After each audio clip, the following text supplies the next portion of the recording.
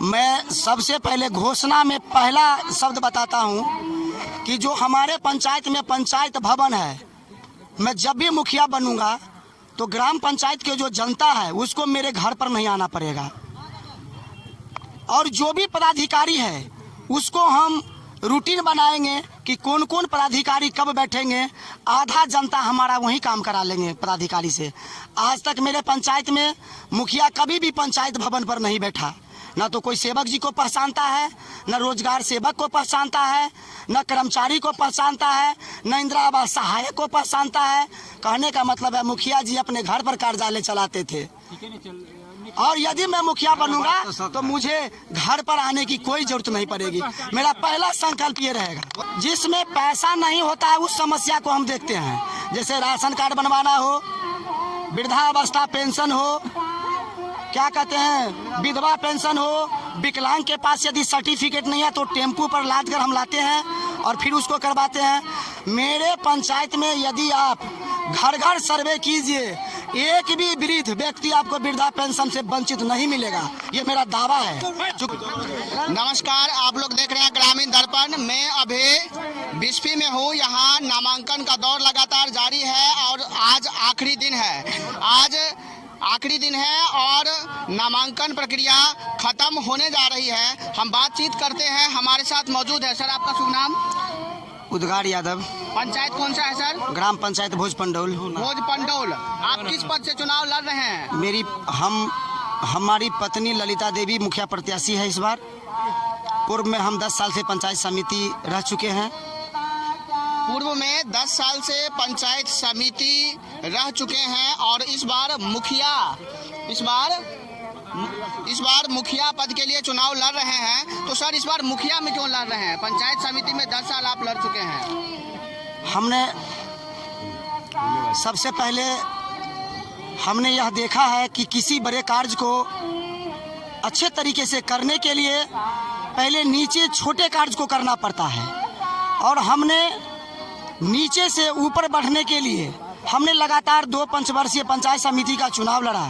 मुझे पूरा अनुभव हो चुका है कि जनता की मुख्य समस्याएं क्या है, और धीरे धीरे मैं जनता के बीच जाता रहा।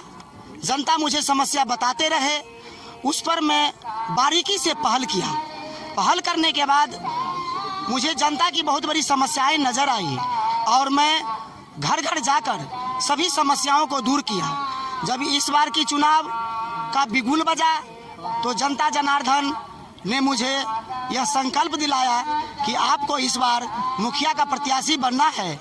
चूँकि बहुत 10 वर्षों से जो पूर्व में मुखिया रह चुके हैं वह बहुत ही करोड़पति हैं। यदि आप मीडिया भाइयों को यदि कभी भोजपंडौल जाने का मौका मिले तो आप उनके आवास पर जाइएगा, लगेगा जैसे डीएम साहब का कार्यालय है।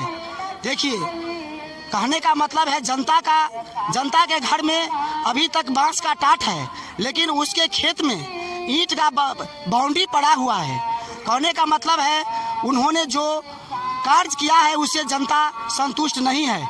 इसीलिए जनता ने इस बार परिवर्तन का संकल्प ठाना है और उद्गार यादव की पत्नी ललिता देवी को जिताने का संकल्प लिया है। पूर्व में जो मुखिया रही है, 10 साल रही है, तो उनसे क्या रह गया, क्या छूट गया है? अब क्या समस्या है आपके पंचायत में अभी भी, तो बताइए। सबसे पहले तो जो ग्राम पंचायत के भी वर्तमान मुखिया थी, वह किसी भी जनता की जो मुख्य समस्या है उसको खुद जाकर हल आज तक नहीं की। कहने का मतलब है कागज पर ही काम करती रही, और जब बरसात का समय आता है तो मेरे पंचायत में जल जमाव की बहुत बड़ी समस्या है। घर से निकलने के लिए रास्ता नहीं है लोगों के पास। अभी ग्राम गजवा में कुछ दिन पहले भर कमर पानी लगा रहता था, लेकिन मुखिया जी के नज़र में यह बात रखा गया, लेकिन मुखिया जी घूम कर भी नहीं गए। लेकिन मुझे बताया, मैं अपने पंपिंग सेट को लगाकर उनको नदी में पानी डलवाया और जनता का आवागमन चालू करवाया। रही बात, उनको जनता से कोई लेना देना नहीं है। उसका कहना है कि जनता को जब भगवान ने गरीब बना दिया है तो हम कौन अमीर बना सकते हैं। कहने का मतलब है वो अहंकारी मुखिया हो चुका है, इसीलिए इस बार उसका परिवर्तन होना तय है।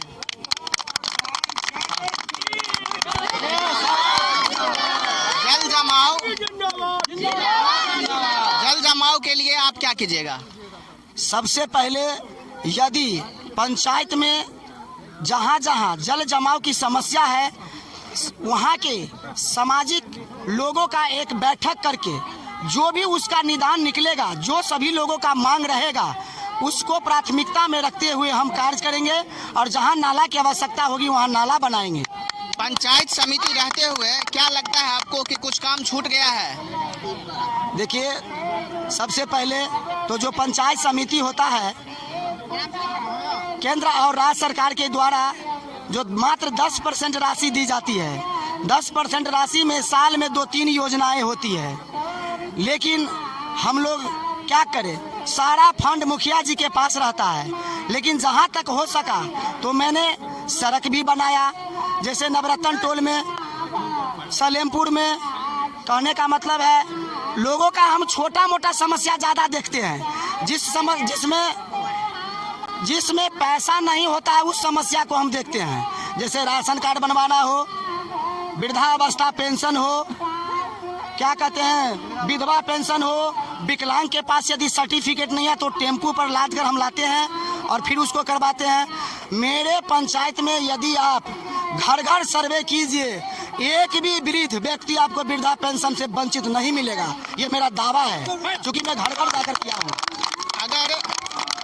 अगर जनता चाहती है तो आप मुखिया बनकर आते हैं, तो आप ये बताइए कि मुखिया बनने के बाद सबसे पहले 2 मुख्य काम बताइए जो आप कीजिएगा। सबसे पहले तो सबको इज्जत, सबको सम्मान दूंगा और गरीब और अमीर को एक समान में समझूंगा। मेरे नज़र में मैं जब भी पंचायत में कार्य करूंगा एक समदर्शी के रूप में करूंगा। मेरे लिए सभी लोग बराबर हैं। यदि मैं पंचायत में यदि मुझे मुखिया प्रत्याशी बनाते हैं तो सबसे पहले शांति व्यवस्था कायम रखेंगे और गरीब गुरबा का जो हक है उससे हमको उसको वंचित नहीं होने देंगे। उसके लिए हमको जहां तक लड़ना पड़ेगा हम लड़ाई लड़ेंगे। जनता की अपार भीड़ देख करके ऐसा लग रहा है कि इनको समर्थन है जनता का। और अगर हम देखते हैं कि जितना इन्होंने चुनावी वादा किए हैं, क्या मुखिया बनकर के आने के बाद ये वादा पूरा कर पाएंगे, ये देखने वाली बात है। इन्होंने विकास से जुड़े हुए हर सवाल का जवाब दिया। जल जमाव का जो समस्या है इनके पंचायत में, उन पर उन्होंने आवाज़ उठाया। और अब ये देखना है कि क्या मुखिया बनने के बाद ये सारे काम ये पूर्ण रूप से कर पाते हैं या नहीं कर पाते हैं। करेगा। बहुत बहुत धन्यवाद। और पत्रकार भाई को मैं सबसे पहले घोषणा में पहला शब्द बताता हूं कि जो हमारे पंचायत में पंचायत भवन है, मैं जब भी मुखिया बनूंगा तो ग्राम पंचायत के जो जनता है उसको मेरे घर पर नहीं आना पड़ेगा। और जो भी पदाधिकारी है उसको हम रूटीन बनाएंगे कि कौन कौन पदाधिकारी कब बैठेंगे। आधा जनता हमारा वहीं काम करा लेंगे पदाधिकारी से। आज तक मेरे पंचायत में मुखिया कभी भी पंचायत भवन पर नहीं बैठा। न तो कोई सेवक जी को पहचानता है, न रोजगार सेवक को पहचानता है, न कर्मचारी को पहचानता है, न इंदिरा आवास सहायक को पहचानता है। कहने का मतलब है मुखिया जी अपने घर पर कार्यालय चलाते थे। और यदि मैं मुखिया बनूंगा तो मुझे घर पर आने की कोई जरूरत नहीं पड़ेगी। मेरा पहला संकल्प ये रहेगा। आपका क्या नाम है बाबा? आप भोजपुर पंचायत के मतदाता हैं जी। परिवर्तन चाहते हैं जी। क्यों मतलब हम लोगों का इतना थालों में चलते हैं। क्या नाम है आपका? संतोष कुमार। क्या चाहते हैं आप? हम परिवर्तन चाहते हैं मुखिया। क्या हुआ? जी बिल्कुल परिवर्तन चाहते हैं।